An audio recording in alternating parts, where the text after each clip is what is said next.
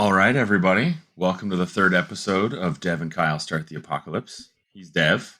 I'm Kyle. We don't know each other, and we're going to change that. That's a whole show. That's it. That's all we do. That's it. Numero tres. How's life, Dev? Life is life. It's life. I'm abiding. Like the dude. Just abide. You know, I promised you that I was going to watch that movie on the last episode, and I didn't do it. You lying sack of shit. You've had all this time. It's true. We've been on hiatus. Yeah. If you're listening to this, we've been on a hiatus. Secret hiatus. Secret hiatus, but we've been on a hiatus because of life. We'll temporarily pin this one. That's my big conversation. Is a temporal pin for when this episode is being recorded. What are you drinking tonight? Garage beer. It's beer for when you're in the garage. Did you spill it on the floor first before you drank it? Yeah, you spill it on the floor and then you lick it up like a man.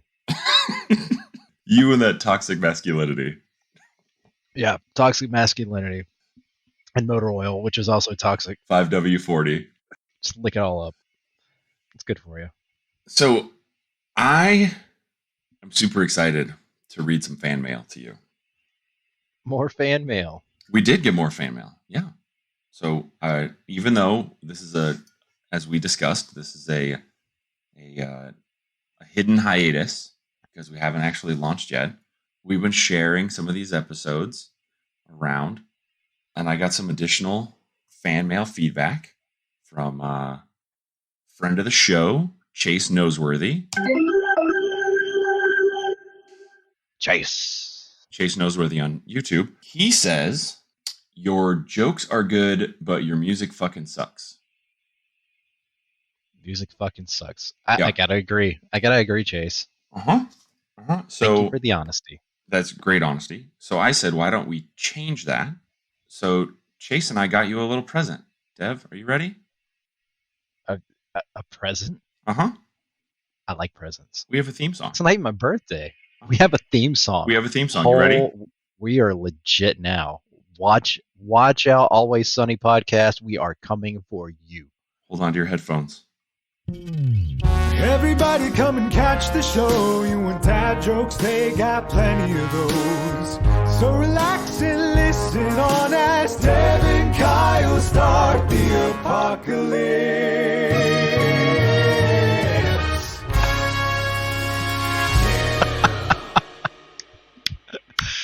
That is fucking golden. Isn't it? Thank you, Chase. Thank you, Kyle. That was awesome. Chase Noseworthy on YouTube. Noseworthy Chase on Twitter. Go hit my boy up. That is an absolute original. Do you want to hear it one more time? Yeah, I want to hear it again. Everybody come and catch the show. You want dad jokes, they got plenty of those. So relax and listen on as Dev and Kyle start the apocalypse.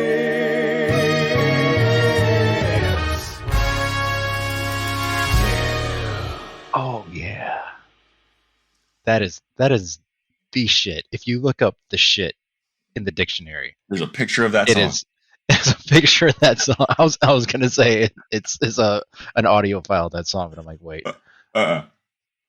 If you look it up on Wikipedia, there's an audio file of that song. That is amazing. Yeah, so we got some sound drops. We got a few little. Well, there's some other stuff hidden around, but I sprinkle those in. Wow. I'm blown away. So was I. I feel like a celebrity now. Like legit. How many people can say they have a professionally recorded theme song? I think lots of people just actually for them, can say that. Just for them. But before they even launch, well, that's our small beans like us that are that quality. Teeny little beans. Come on. It's that quality. That's where it's at. A lot of people have like 2 Progresso cans, like wankita, we got a podcast. Nobody has that. We even have an outro version. Do you want to hear the outro? There's more? Yeah, here it is. You ready? Oh, this is what's going to play before we turn off the file.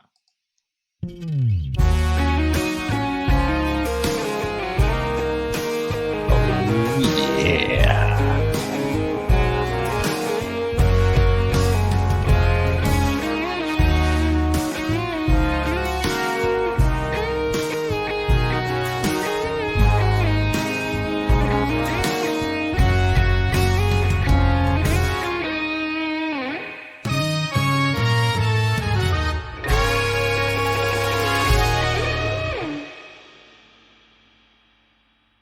I'm speechless. right?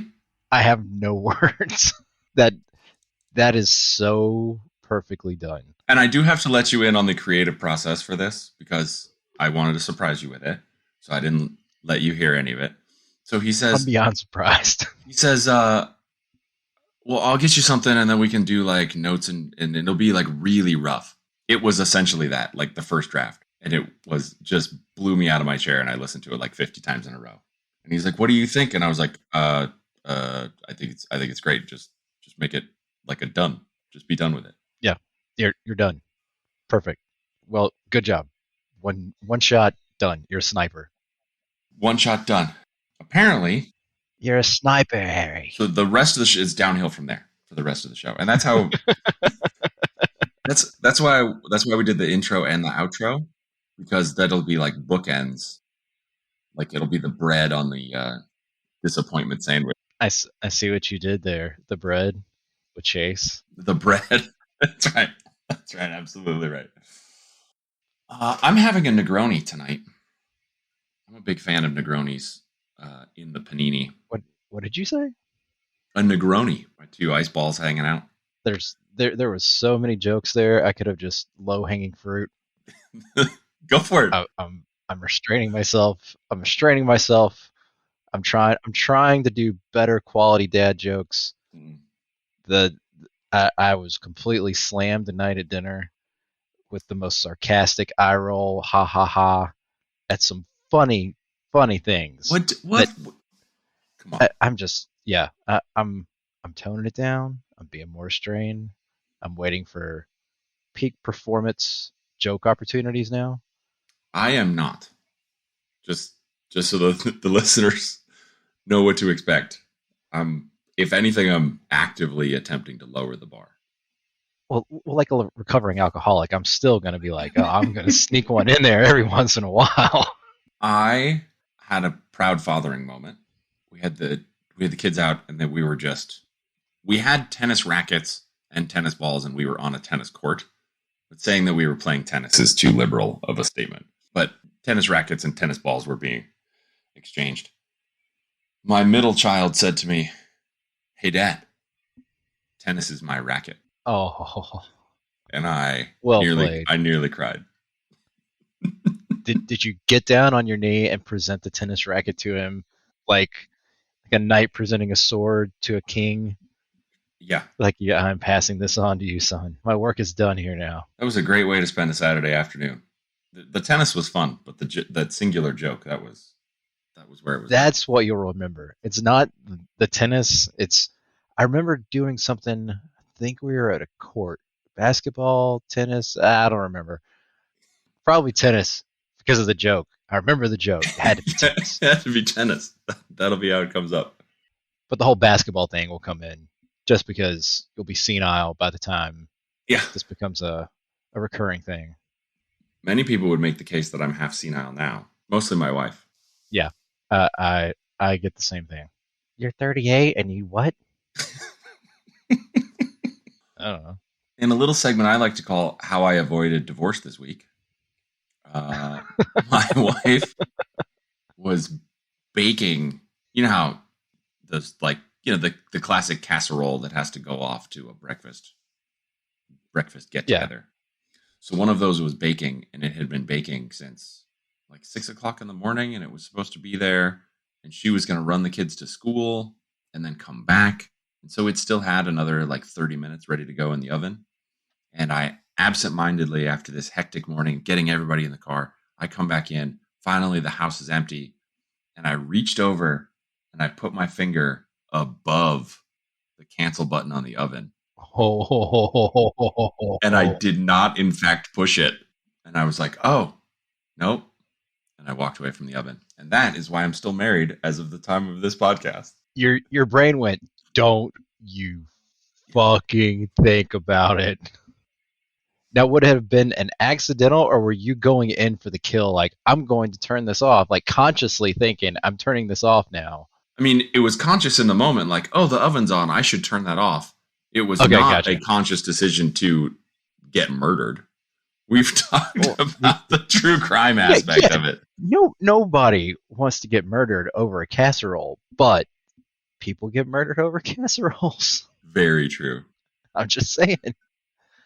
There are dozens and dozens of unsolved mysteries of people just disappearing, and casseroles are at the root of their Just disappearance. raw I'm telling you, casserole and just- murder. just casserole and murder, especially in the deep south. I think the people that did that cereal podcast, that's their next one probably, just raw casserole and murder. The casserole serial murders. We're on a casserole, Dev. Oh, that was so cheesy. It could have been a wheel of Gouda. Does Gouda come in wheels? I assume so. I'm not a It has to. cheese connoisseur Gouda's the one that comes in the little wax. like Baby Bell. Yeah, aren't those Is that the Gouda? little? Isn't that Gouda? I think that's Gouda, where you take the red wax off and then you make it into lips because that's the only thing to do with red wax after you get it. You're cheese free. Well, Baby Bell is pretty Gouda. It's Anyway. pretty good. Even if it isn't Gouda.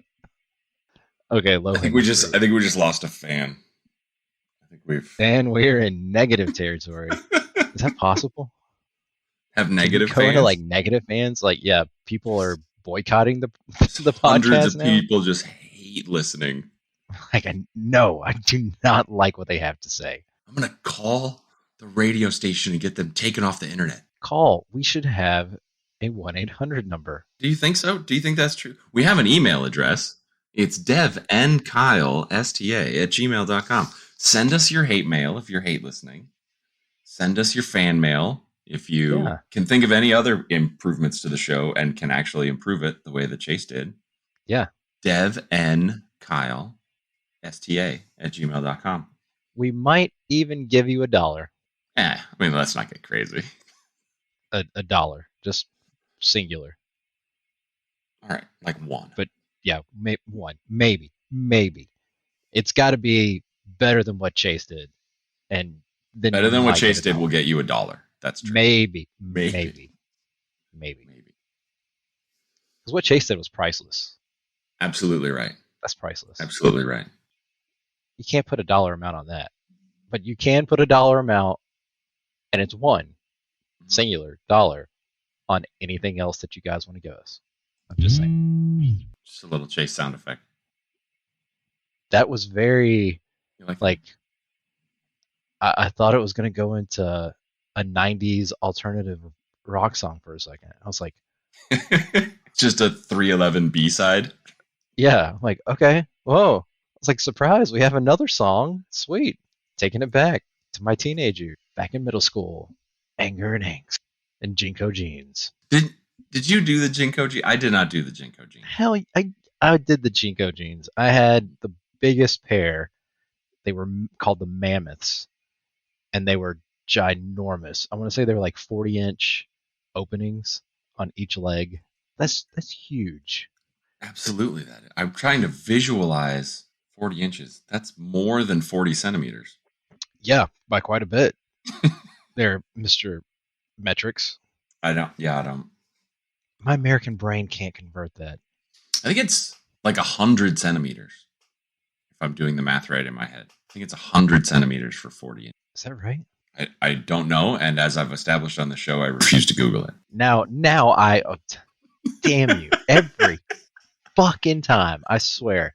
Now, I've got to go find out because I'm a dumb American and I have to know how many centimeters That's an not inch. why I'm a dumb American and I don't have to know. So that's not the reason that you have to know. 1 centimeter equals 0.393701 inches. It's 2.54 centimeters in an inch. And that's the math that I did. It was 2.5 times 40. That's a lot. Mm-hmm. I think it's 100. 101.6. You were very close. There you go.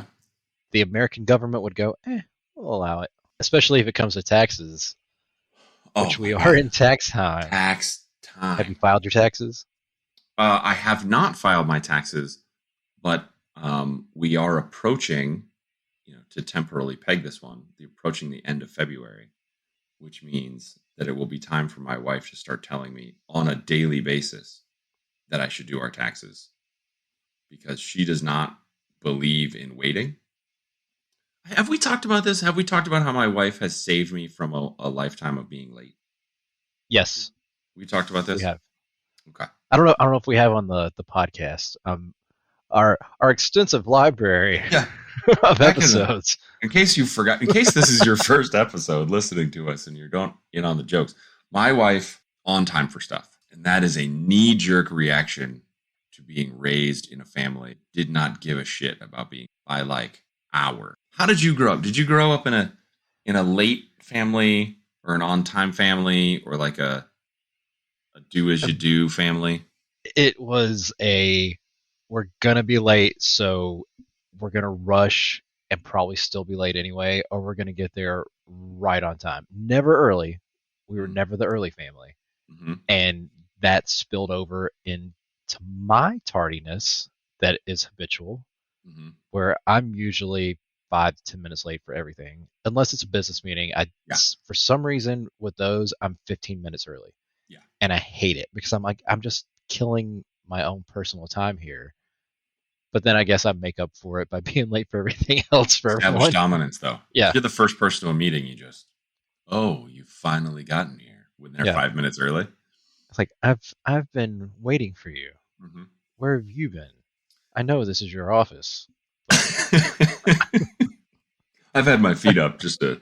I've been waiting. I know the door was locked, and I know you're wondering how I got in. I grew up in a family that was like 5 to 15, maybe 30 minutes if we had a good excuse late. So like regular late. Yeah. Okay. My wife grew up in one of those families where they're like, oh yeah, tell them that dinner's at noon so that they'll be here by 2 and then we can eat at 3. And so she rebelled. Absolutely cannot, by any judge of the imagination, be late. Like if we're 5 minutes late to a place, there's like hyperventilate. Yeah. Which is a great way to live. Because I have learned that it's not like being on time and like being ready for stuff is like nice. And so like we'll be all rushed. And I'll have to remind myself like, oh yeah, we're all rushed, but we're just eating into the 20 minutes of buffer that she built into our daily schedule. So we're going to be wheels up out of the garage with still 4 minutes to spare. Still Gucci. Yeah. As the kids say these days. We have gotten to a part, like in the before times you'd go to someone's house and we've gotten there for like a 7:00 party and it's been 6:54. And I'm like, we got to drive around the block. We can't walk into these people's houses at 6:54 when they're expecting us at 7. Like, yeah. Because they're still vacuuming. Yeah. They're hoping that you're 15, 20 minutes late. Yeah. Yeah. That's how normal. That's the normal party operation. Like if you show up on the first person to show up right at 7, it's weird. And if you're early, that's even weirder. A party, you want to show up 7:00 start time. All right, I'm going to roll in about 7:10, 7:15. Yeah. That's the perfect time to show up. Unacceptable. It's been more than 20 years. We will not get to a place more than 5 minutes late. So we get there at 7:05 and then she will then just start jumping in with all the things that need to be done. So like when it's her good friends, I'll let us get there like right at 7 because those people will accept help. But when it's an acquaintance, I'm just like, we can't, you don't know this person. You can't vacuum their house like you can at different lady's house. And where she would gladly accept your help to vacuum real quick because we got there right on time. She's still in the shower right now. We can't go in. We can't go in. What was the point of this story? Anyway, that was... Saved you from being habitually late. Saved me from being habitually late, which I enjoy. Now, I am typically late, like I said, but I get super anxious about it. Like, beyond anxious. Like, sweaty palm, feel pit in my stomach, nausea. But yet I'm always still late. I don't understand it. But then when I'm early for business meetings, it's the same feeling. Even though I'm early, like I feel like, oh my God, I'm going to be late. And I'm there 10, 15 minutes early. I have a very messed up brain, in case you can't tell. I enjoy your messed up brain. So that we'll cover that part. But also, anxiety sounds like it sucks. So that's not my particular flavor of crazy. Yeah. And it sounds, my wife also, the anxiety pretty common, I think, in the world these days, especially this world, especially these days. It sounds horrible. It is. I don't get it. Like, I understand that that's horrible, and I don't suffer from it. So I just want to clarify. I want to don't send hate mail to me. I understand anxiety is real. Address the hate mail. Make sure it says attention to Kyle in the subject line, so I don't have to read it, please. I appreciate it. I'll probably still read it because it'll probably be funny, but let him get the brunt of it first. I potentially have a lot of Gen X opinions, but mental illness being fake is not one of them. I don't understand how anyone thinks that it's fake. Now, I will say there are quite a few people out there that do fake mental illnesses. There's a lot because of it becoming much more prevalent that people are open to talk about it. So they're like, oh, I can get attention for it, which in a way is a mental illness of its own. So the click chasing. Yeah. Like faking having a mental illness is still kind of having a mental illness. Yeah. And again, long-standing tradition on this show of being a supporter of the kids today and not saying that they suck, unlike most of the rest of them. That's a thing. But some of you do suck. Some don't listen here. Some of you really suck. I mean, like, you suck so much that it makes my junk hurt how much you all suck. It's bad. Some of you guys. Not all you, some of you guys. But they've always sucked, and that's the point. The kids today suck no worse than the kids of yesteryear. We were just as feral when we were children as the children of today. They're just feral online. Right, they just have the ticker talkers. Yeah, and scream into mics when you play video games. But once upon a time, and I don't know any of the details of this, if you know the details of this, email us at devandkylesta@gmail.com. There was a episode of like a dancing sickness in like the 1500s where 55 teenage girls living in a small rural German village all started like dancing and couldn't stop dancing. And like circa the 1500s where dancing was a sin. And they were like, I can dance and like I can't stop dancing. And, looking back on it with historical psychologists or whatever, they think that it's just like a mass hysteria that took over the town, but manifested itself as a physical thing. So the human mind is very, very strange. Without TikTok, without the Facebooks, teenagers in rural Dark Ages Germany were just as stupid. That's what I just want everyone to take away from it. Children have been stupid for at least 500 years. Things have been going viral before the internet. I'm looking at you, polio. I was thinking like Black Plague since you're talking about 1500s, but sure. Little column A, little column B. As a segue into things that we only have in 2022, as opposed to the rest of this, I heard about the most amazing business idea. And we can't use it because it's already a business. It's not just a business idea. I'm always fascinated. We talked about this last time where I was curious as to whether or not there was a decline in sock sales. You were a big supporter of socks. It's Tuesday when we're recording this. I don't believe I've worn socks since Thursday. Tuesday? I picked my children up from school today. No socks. Don't have to get out of the car. Get in my phone. Oh, I didn't put on socks. I'm not gonna. Well, you live in Arizona, too. It's true, I do. It's temperate. Wearing no socks, not only, comfortable, socially acceptable. Mm-hmm. I can understand how your Tootsies are a little frigid today. I mean, yeah, it's pretty chilly. Well, it's currently in the 50s, but still, anything below 75, I consider kind of chilly. I will wear shorts up until 65. Below 65, that's pants and hoodies. Yeah, that's pretty good. I agree with that. Little different out there, I assume. Where a chilly night would be what, 50? It was I think it was almost 90 today. It was definitely above 80. I would love that right now. Well, sure, but you get that fast forward 5 months, and you'll say, "Hey, it was only 80 today," and I'll say, "Yeah, it was 119." Touché. Yeah. And I'll go, "Yeah, you can keep that all to yourself. You don't have to share. Sharing's caring, unless it's those kind of temperatures. Yeah, I want no part of that." But I never have to shovel sunshine. I mean, you can shovel it up somebody's ass, hypothetically, Yeah. theoretically, No, that's where the sun don't shine. That's metaphorically. what they say. So you can't even put it Yeah, there. but you got to shovel it up there. That's why. Hmm. You got to take the sunshine and shovel it right up somebody's ass. Sounds like something Rock would.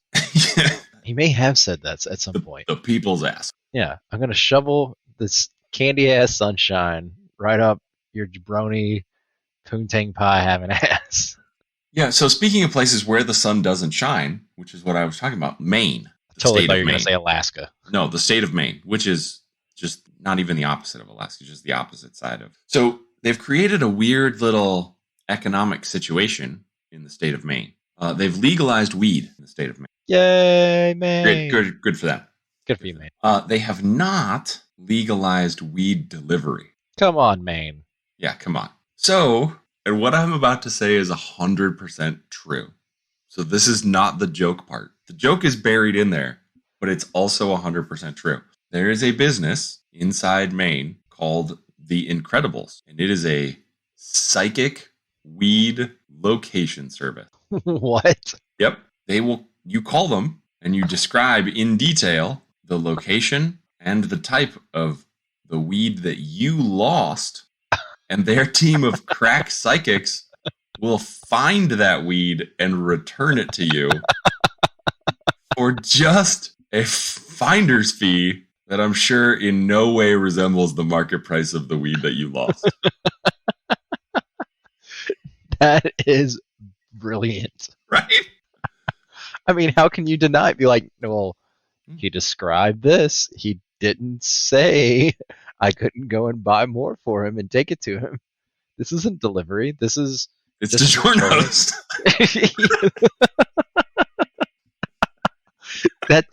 That would be a great rival company. DiGiorno's. Yeah. I don't think DiGiorno's big supporter, I'm sure, of legalized weed, the DiGiorno's. Well, you wouldn't be able to name the delivery service DiGiorno's and spell it like that because DiGiorno's would probably sue. No, I'm saying that DiGiorno's the company. They're a big fan of weed legalization. That's my proposition economically. Oh, yeah. They have to just... that's the other reason somebody that I know, not me, big fan of the edibles. And here's why. Edibles along with the delivery apps. Pop an edible, then you open Uber Eats, and you still have your shit together to do Uber Eats. And then you hit send. And then it shows up. Perfect timing. Perfect timing, and you're like, oh shit, who's at my door? Turns out it's an angel with food. You're like, it's the cops. Oh, wait, I live in a legal state. Yeah, exactly right. Wait, maybe it's still the cops. Did I kill somebody? Over a casserole? Over a casserole? Oh, fuck. It was over Peggy's casserole. I mean, you eat too strong of an edible. You could have that train of thought. Now you sound like the government. It's not a gateway drug to killing people over a casserole. I'm just talking about the paranoia freakout moment. Oh, yeah. Thinking that you did? Yeah. It doesn't actually cause you to do bad stuff. You just think that you did bad stuff. Yeah, it just makes you think exactly. You're like, did I? What? I saw something on... I'm laughing because a similar story actually happened with me and my friends when we got a little too messed up off some potent edibles. Sure. And smoking and vaping on top of all that and drinking. And one of my friends said, I watched an episode of Law and Order Special Criminals, or the sex one with Special Criminals. Special Criminals. Like, I can't even think of the fucking name of it. I don't watch Law and Order. Special Criminals. SVU. Okay, the Ice-T one. The SVU. Yep. Yeah, the Ice Cube one. And particularly heinous. Mariska Hargitay. Yeah. It's like I watched the episode of it and I was just thinking, did I do that or did I watch that? Like, well, you just explain that you watched it and you're thinking, did I do that or I watched it? No, you watched it. Oh yeah. Okay. I'm good. Ice-T playing a cop is still one of the greatest ironies ever perpetrated by television. Oh yeah. A guy that was all about anti-cop. Well, did he ever really have any anti-cop songs? Cop Killer was Ice Cube. Yeah. But I Not don't think Ice-T. I don't think Ice-T had like I don't think it was pro thin blue line rhetoric circa 1991.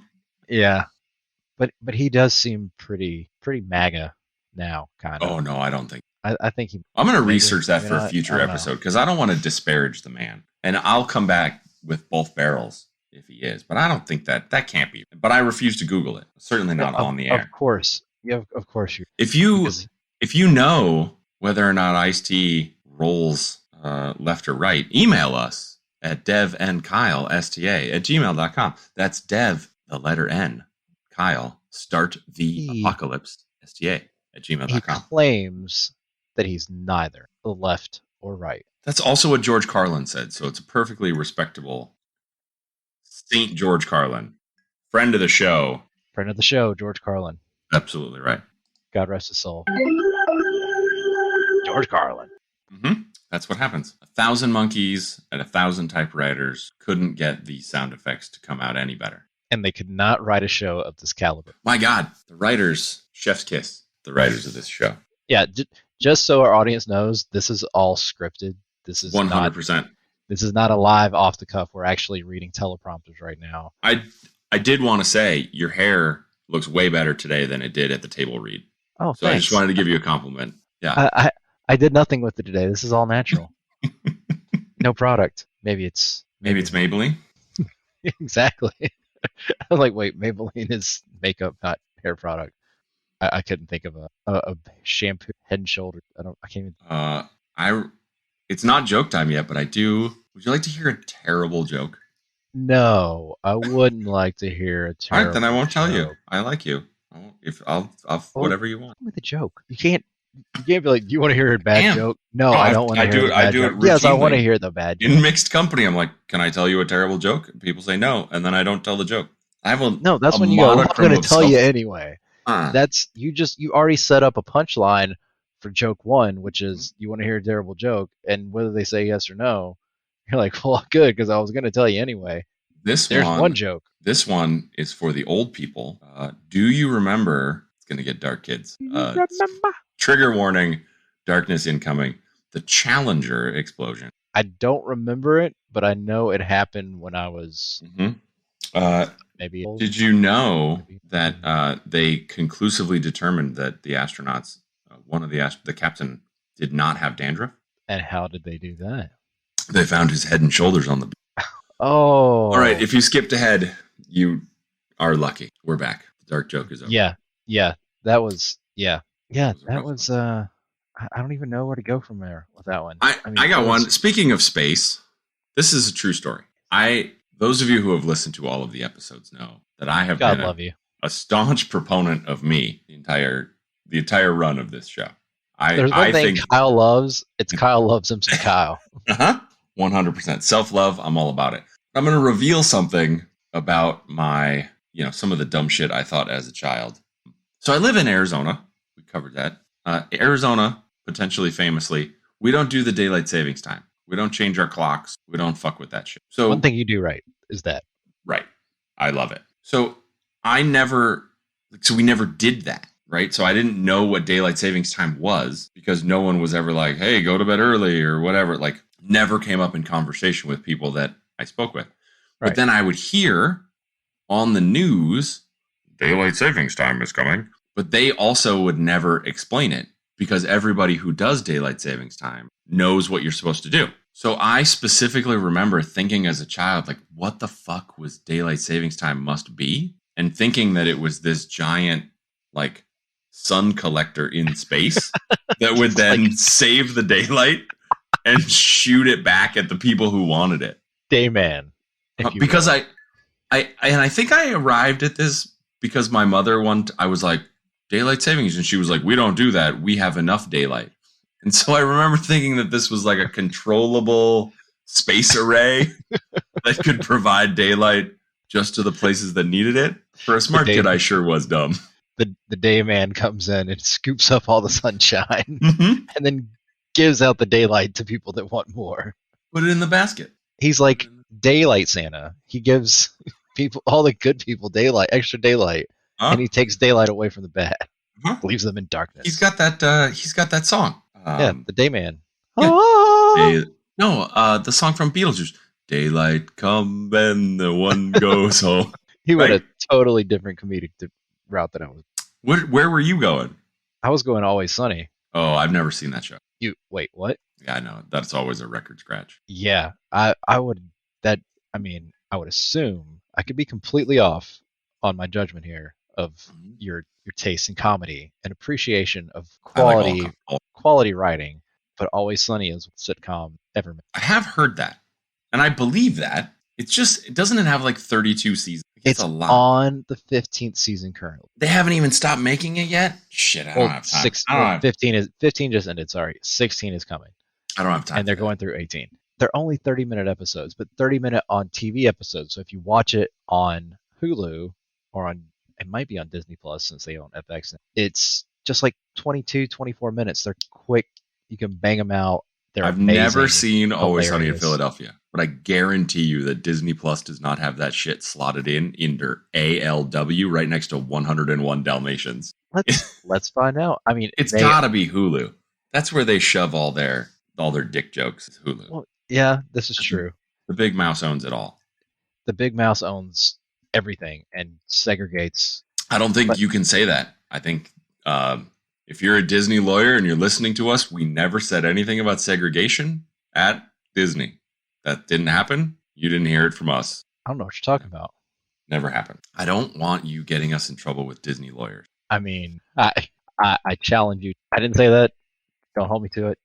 That was completely in jest. No one would take that seriously in a court of law. That is my final statement. No segregation. It was without actual malice. Yes, no malice. I don't care what Walt's viewpoints on different people of certain. You know why I don't care? He's dead. Is he though? He's dead, and he might be frozen. Yeah, I was gonna say, is he though? Okay. I mean, frozen people. Were frozen. You going somewhere? I have a thing about frozen people. Like Encino Man? So I mean, sorta. Brendan Fraser, greatest role ever.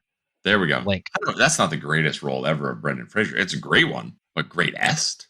Oh yeah. Maximum. He hardly says anything. It's all just straight up physical comedy from it. No, he's maximum zaddy energy in The Mummy. Way better in The Mummy than he is in NC. Okay, fair point. All right, fair point. And you are correct. It is not on Disney Plus. It's only on Hulu. There we go. Because of the segregation. Because that's not it. That's not it. Wait, they're not segregating people. And I mean, not people. Disney's not segregating people. They're segregating their fills and their shows. This will be the first band. We're gonna have a band episode in our third episode. So frozen people. So I saw this news story a while back about this crackpot Italian doctor who said that he was capable of doing a head transplant, like literally at the base of your neck, cut your head off, put it onto a cadaver body, but it was freshly dead. And if you'd gotten shot or, had your whole body burned off, but your head was fine, and then he could put it on, somebody who just got shot through the brain. Frankenstein. Frankenstein. But he was saying he could do complete head transplants, that they would work. So he's nuts. Okay. I know it wouldn't actually work. But here's what I immediately thought of. You remember, same as I remember, the whole craze through the 90s about freezing. Yeah. I think it's still going on. You hear about it a lot in Arizona because we don't have anything that resembles weather or disasters. And so there's a lot of these like permanent storage companies for documents, but apparently also frozen people in Arizona. So we hear about it, I think, a little bit more than the rest of the country. Because what you don't want is a freak lightning storm to take out the power to your frozen body facility. You definitely don't want that in a dry heat like Arizona. No. And we specialize in air conditioning. So we're really good at keeping things frozen. Like, we like our shit cold here. It gets up into 120 in the summer. But here was what, again, the same sort of guy who thinks, are we buying fewer socks? Here's what I was thinking. So say it's 1997 and you're a rich dude and you die and they freeze, but you're not super rich, so that you just say, like, freeze just my head. Okay. Fast forward to 2022. Okay. And they figure out how to put your brain on your body. Like, they get a fresh body. They're like, oh, this guy whatever. We got a new body. It's going to work. And they can do a head transplant. How pissed would you be from 1997? You're like, things are going great. They're going to have everything figured out by the time I wake up. I'm dying of cancer. Nope. They won't unfreeze me until they've fixed cancer at a minimum. Nope. Surprise. Surprise. You get this future. Not just any future. You This get future. this one. You're like, so we have flying cars, and we've cured cancer and AIDS and Nope. every other disease. Nope. None of those. But we've got a new one. We got a new disease. Not only are we still dying of the same old shit, we're dying of something new. You remember the flu? Yeah, we still have the flu. But imagine You're gonna the fucking flu. hope it's Yeah. the flu. Like, do you remember the X-Men? Yeah. Well, we made a movie, like 3 movies actually, 6 movies technically. And anyway, they're coming into the Marvel Cinematic Universe. I'll tell you about that later. But anyway, imagine that the flu was like one of the X-Men, and all it wanted to do was kill everybody. Yep. That's this new one. That's this new one. Ta-da! Ta-da! The aristocrats. Now let me tell you all about the other stuff that I was alluding to. We're going to need about 3 solid days to watch a lot of movies and TV shows. Speaking of movies, here's another fucking weird Panini pandemic lockdown thought that I had. When you went to the movies in, say, 1997, the day before the guy in our last story died, and you saw on the TV or on the movie screen that people were having video calls in 2022. First of all, we didn't think that video calls were going to suck as much as they actually do, because in the movies, people never have. But the other thing that everyone thought was like, oh, video calls look cool, but I'm not going to wear those like dorky, shiny one-piece jumpsuits. Because in the future, in the movies, no one ever continues to wear denim. No, everybody's gone to sleek one-piece jumpsuit things, and yeah. Like gold lame, super dorky. But here's what actually happened when we got everyday video calling. And that is that we wore polo shirts and gym shorts. And that's the only outfit that's dorkier than a full body one suit made out of gold lame. Sweats and a sweater. Yeah. That is a daily. Sweats and a sweater. No, every once in a while I'm on video with people who I think will care about what I look like, unlike this call, as you can see. But ta-da. And I put on something that's got a little simple collar and still no socks. Still just gym shorts below the desk. Sockless heathen. Your feet know no comfort. They do no comfort. Know. They're free. They're out. But they just want a nice cotton hug or wool hug. How do you pick things up off the ground if you're constant? With my toes? That's what I mean. Like, I can still grab with socks on. What? You can't grab stuff with your toes with socks on? I mean, not as well. But you can still do it. I mean, probably I could, but... Or that's when you use dual feet. You do the dual foot action. Like a... Okay. I believe you that you're talented enough to pick up something with one foot with socks on. But how do you can't pick something up with both feet at the same time. Well, if you're like sitting down, yeah. Why do you need to use your feet if you're sitting down? Well, like you drop something out of reach, and it's like within foot reach, so you like drag it over with one foot, and then you pick it up with both. You bring it in, and then you grab it. Like, and no. Like you don't. Am I the only person that does this? I don't know what you're talking. I don't understand. Are you sitting down in this story? Say you're sitting at. All right. So you're sitting at a desk. You're sitting at a desk. A pin falls off. Yes. And it rolls like to the back part of your desk. Yes. You can't reach it. That's correct. Unless you like got on your hands and knees. I'm not simping for this pen. So you just take your foot, then you drag it over, and you pick it up with your feet, and then bring it up to your hands, so you don't have to bend all the way down. Yeah. Yeah, absolutely. Same thing like if you're sitting on the couch and like you drop the remote or your phone drops. You don't like lean over and pick it up. You bring it over with your foot, grab it with your feet, bring it up to your hands. I understand the confusion now. I meant while I was standing. Okay, all right, yeah. If I can do that, that would be some Buddhist monk shit. Yeah. Feel like I have reached another level of ascension. Of nirvana. I am able to levitate and pick up things with 2 feet. I mean, if I could do that, I should be able to use my mind to Jedi Force pick things up just using telekinesis. If you're picking things up with 2 feet, then I would suddenly become the least talented member of this podcast. If I could pick up things with 2 feet while standing and not falling on my ass, I would be a bit of a superhero. I have to use those powers for good. You're already a bit. That's a weird superpower. They have those X-Men comics where they, what are they called, the Morlocks, where they have the weird superpowers. You would be the king of the Morlocks. What can you do? You pick stuff up with both feet at the same time. You While drop a basketball, he can just get it for you. While he's sitting? Nope. No. While he's watch. It's gonna blow your mind. Yeah, he could get a watch if he needs to. Yeah, anything.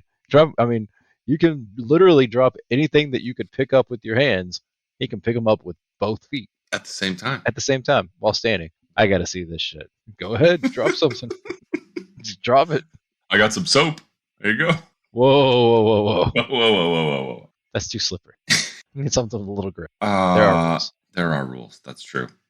Do you hear that, Dev? I think I do. It's your watch. It's time. Yeah.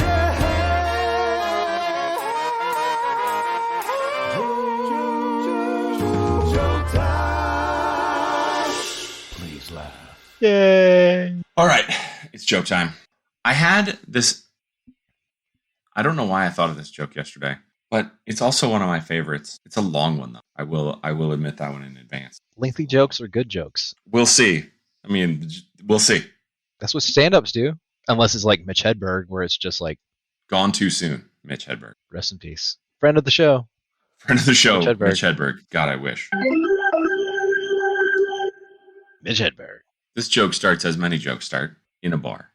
There's already a smattering of people in this bar. And the guy walks in. He's carrying a briefcase. He walks up to the bar and he says, "Hey, if I could, entertain a few of your patrons, could I drink for free this afternoon?" Bartender's like, "I don't know, man. It's got to be pretty good. Like, people are always asking to drink for free."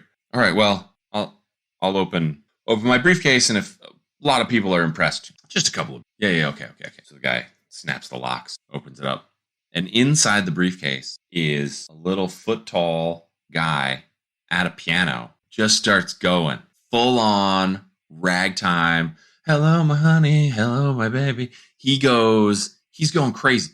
People are like, "What is that?" Best piano player you've ever heard inside a briefcase. It's crazy. And the bartender's like, "I've never fucking..." Puts 2 beers in front of the guy immediately. He's like, "You said 2. It doesn't matter. You tell me when to stop." Another patron sees what's going on. And this guy, he's an agent. He's like, "I got to figure out. I got to buy this." He walks over to the guy. He's like, "Hey, I got to hire you. I'm going to hire your briefcase. Whatever that we're going on the road." The guy's like, I don't want to. He's like, "You got it. Come on. What would it take to sign you?" He's like, "You don't have to sign me. Like, we got our own thing going. We don't like the pressure, but I'll tell you, you can just go down to the beach. There's a genie, and he'll just take care of you." The guy's like, "What? You led with the foot tall piano man, and there's a genie?" "Oh yeah. Well, I mean, you only get 1 wish, so it's kind of useless for me now. But I mean, you can go down there. It's like if you go to the pier and like underneath, it's like the third pole. I don't know how piers work, but that makes it's just like buried in the sand." It's like, all right. So he runs down there and he digs, and pretty soon, classic genie lamp comes right up out of the sand. A little tarnished, but I mean, this is right out of Aladdin's book. You know what to do. Rubs the lamp. Out comes the genie. "Yes, master. I can grant you 1 wish." I would like $100 million. Boom. The entire beach is covered in ducks. There's got to be 100 million ducks. Quack, quack, quack, quack, quack, quack, quack, quack. What the fuck? "Genie, I said 100 million bucks." "Oh, yes. That happens all the time. Goodbye." He goes back inside the lamp. He rubs it. Sure enough, you got your 1 wish. Genie won't come out. Pitches the lamp back and goes back to the bar. "What the fuck, man? You didn't tell me that genie was broken." The guy looks at him. He's like, "You really think that I found a genie and wished for a 12-inch pianist?"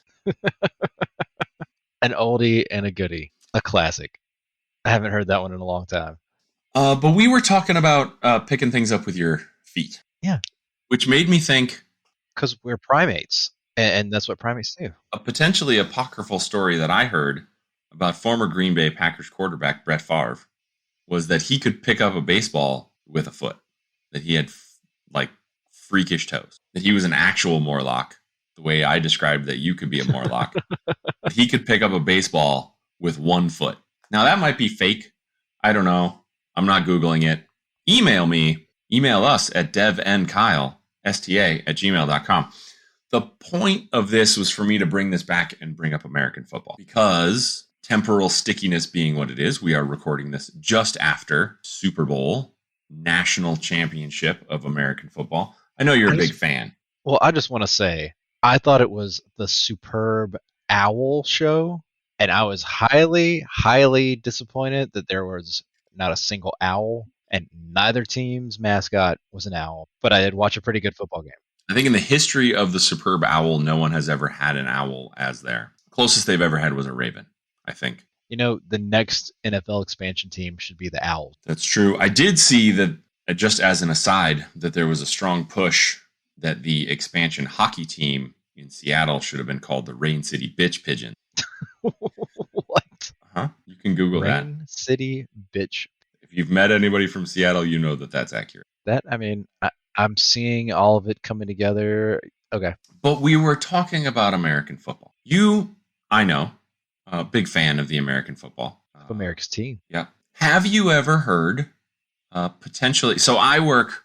There's a big international component to the folks that I work with, and so of course there's always comparisons to the way America does stuff, and what's better and what's that. And I'm a big collector of jokes that make fun of somebody.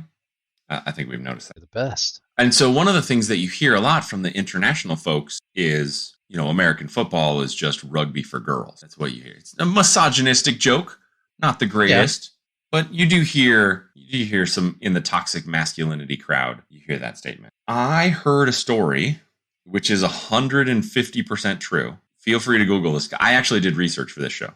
Landmark event in the history of Dev and Kyle Start the Apocalypse. I actually did Google something. Actually Googled it. Mm-hmm. Mark it down. It'll never happen again. You never know. Tune in next week to find out whether or not I Google something. Spoiler alert, he doesn't. I don't. Nope. I heard a little tidbit about this story, and I Googled it, and it was crazier than I thought. Did you know that President of the United States, Theodore Teddy Roosevelt, circa 1905, single-handedly saved American football? Did score a touchdown against... Yeah, it was falling off of a building, and he caught it. No. He invited the heads of all of the Ivy League schools, because there wasn't an NFL yet. So it started with only college football, prep schools playing American football against each other. And he invited them all to the White House because they had to solve the football problem. And his son at the time when he was president was a freshman on the Harvard team. And so he had some credentials in the like, I'm a big supporter of American football. We've got to fix some shit. Do you know what he needed to have them fix? The cups, athletic supporters. Nope. It would be the rampant on-field death. I mean, yeah, I would put that up there with the cup as well.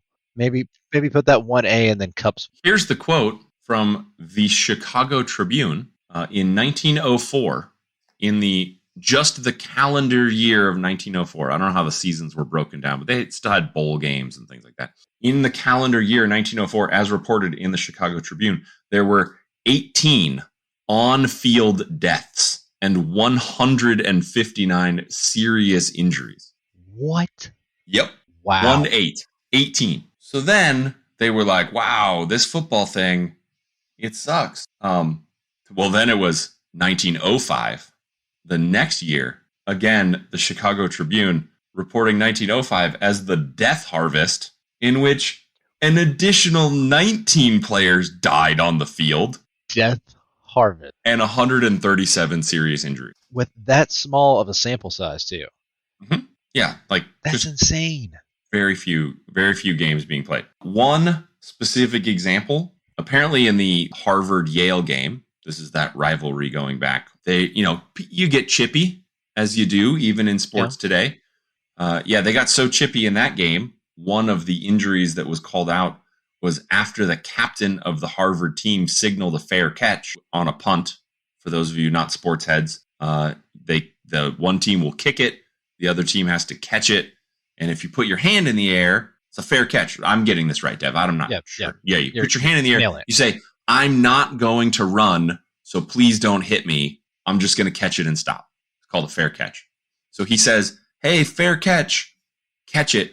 And then somebody broke his collarbone. That's some WW for real. So Teddy Roosevelt calls everybody to the White House and is like, I'm going to have to ban football if we can't figure out how to fix it. Turns out the rules were much different. And I read up on the rules. So one of the things that they came up with at the summit at the White House is the idea of the forward pass. There was no forward passing in American football while all the dying was happening. Running into each other, full bore. You could only do backwards passes a la rugby. So in between 1900 and 1905, when over 110 people die on the field in those 5 years. Good Lord.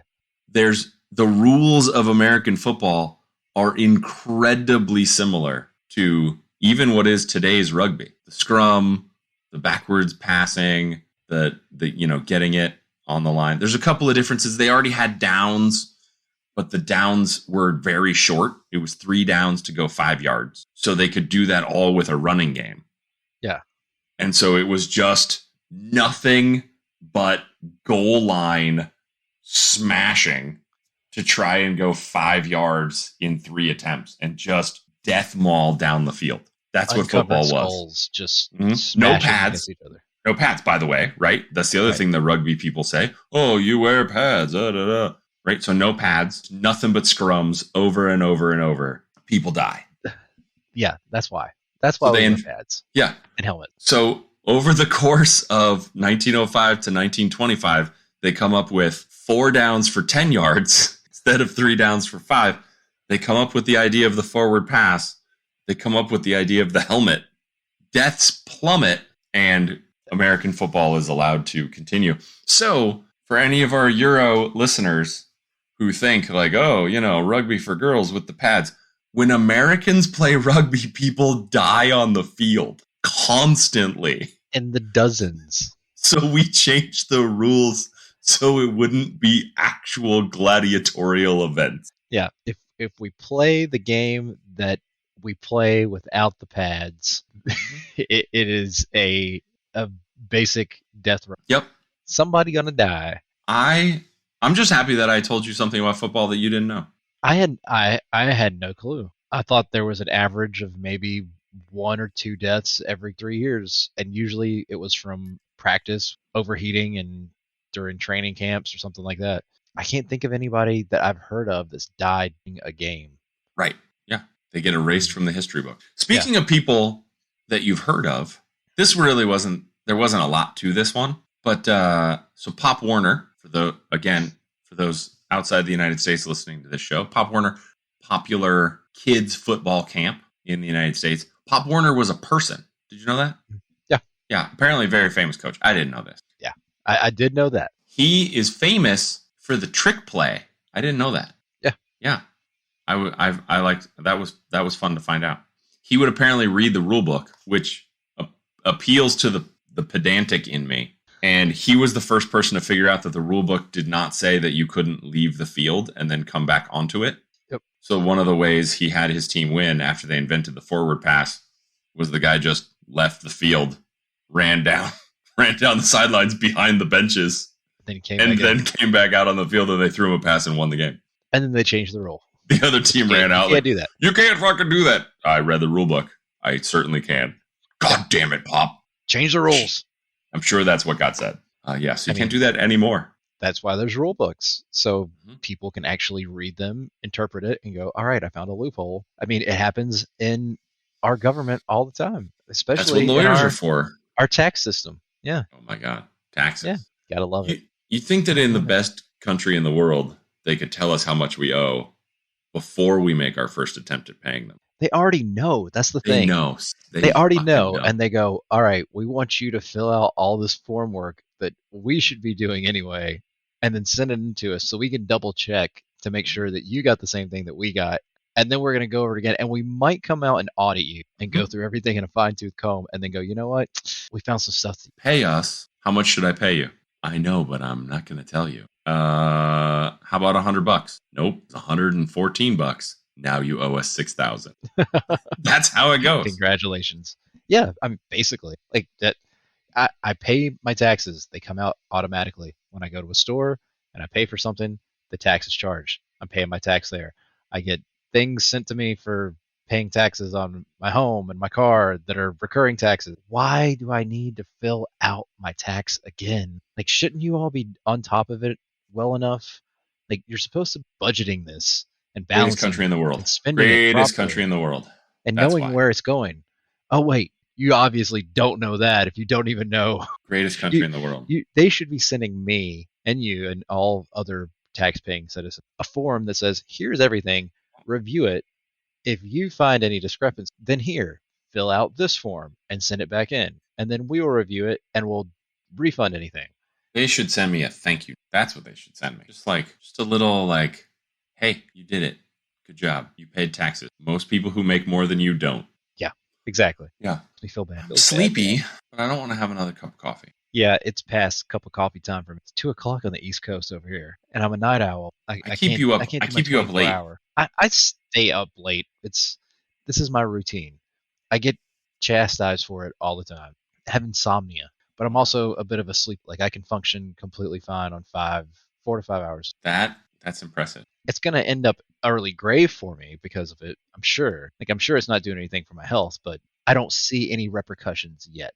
I'm planning on making it to 120, so I try to get 9 hours in. I just want 101. That's it. Yeah, it's a nice round number, the 120, and it just sounds like the future. Just make it out there. I mean, don't be a slacker. If you're going for something with a 20 in it, go for 420. Yeah. Listen, I'm going to get to 420 and then reevaluate. I might be a frozen head by then. Count the years frozen as how old, or only the time that you were conscious. You have to, right? Because you have to, because you can't wait another 21 years to start drinking again after you get your head sewed back on. You have to count those first years. I mean, you would count the first years, but would you continue to count the years while you're cryogenically frozen? Oh, the middle years. So would you wake up at 156 or would you just wake up at 56? Right.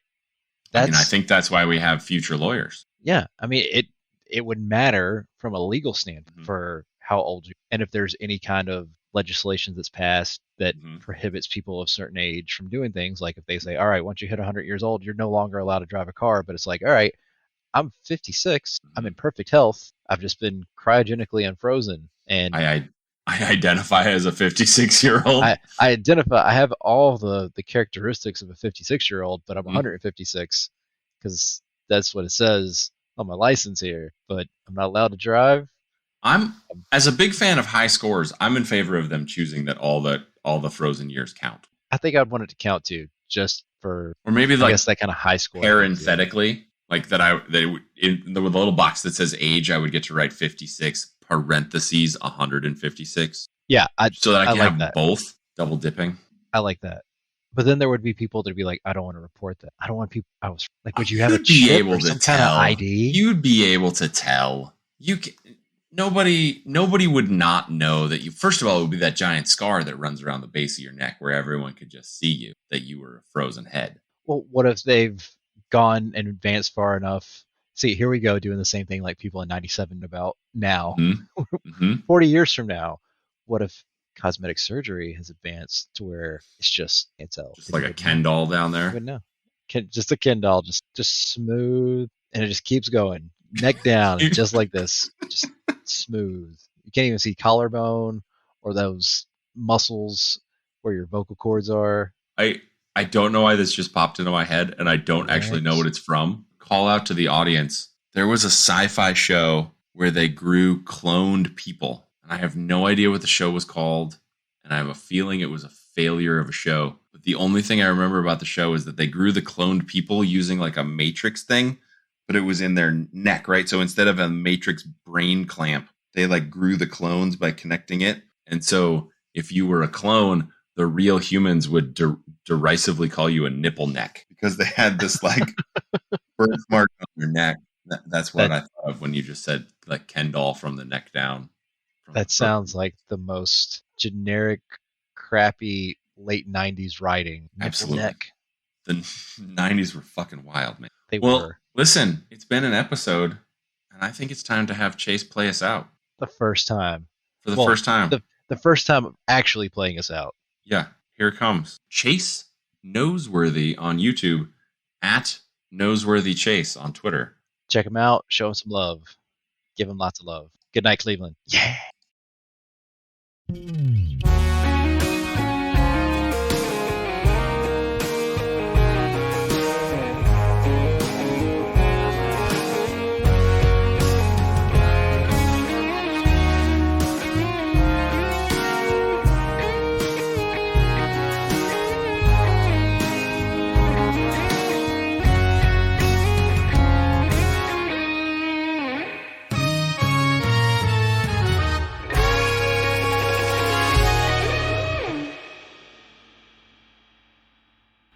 Dev and Kyle Start the Apocalypse is brought to you every other week with a full archive available at devandkyle.com. The Apocalypse theme and other music in the show is written and performed by Chase Noseworthy. He's Chase Noseworthy on YouTube or at Noseworthy Chase on Twitter. All graphic design for Dev and Kyle Start the Apocalypse has been created by Dead Vision. Find her work on Twitter and Insta at XDADOTTER and book her immense talents at xdadotter.com. Audio engineering provided by Cassandra Umsong. She can make you sound even better than Dev and Kyle because you'll provide much better raw materials. Get in touch with her on Twitter at Coffee with Coom. That's coffee with C-O-U-M. Dev and Kyle support artists and creatives of all types. Exposure is for film. Artists need compensation. If you're interested in becoming an apocalypto to help keep supporting all of the artists who make Dev and Kyle sound passably professional, please consider becoming a sustaining patron at patreon.com/devandkyle. Show notes, transcripts, and any other information from this episode should be available at devandkyle.com if Dev and or Kyle did their job. Fingers crossed. Finally, deeply and sincerely, Dev and Kyle think that you are a wonderful person who deserves love and compassion. We hope our small gift of what we consider interesting or entertaining has made your day even the tiniest bit better. Thank you for liking or subscribing in your favorite podcast app. And if you think others may want to know about this show, consider leaving a review in that same podcast app. It really helps us spread the word. Thank you.